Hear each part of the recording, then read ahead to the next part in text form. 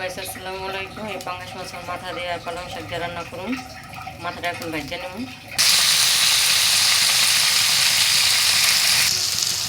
মশলাটা উপরে নিতেছি, পেঁয়াজটা আবার চিংড়ি মাছ মশলা দিয়ে দিলাম, আদা রসুন বাটা, হলুদের পাখি, মরিচের পাখি, লবণ।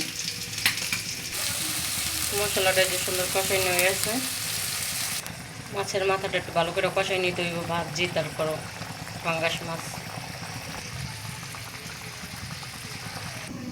এই পালং শাক,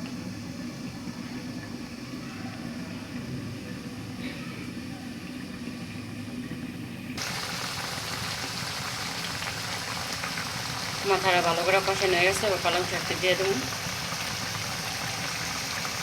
শাক দিয়ে দিলাম,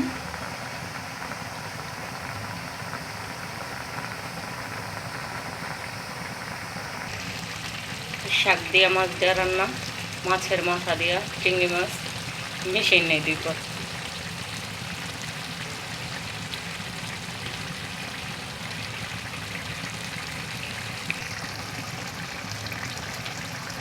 পালং শাক দিয়ে পাঙ্গাস মাছের মাথা দিয়ে রান্না করলাম।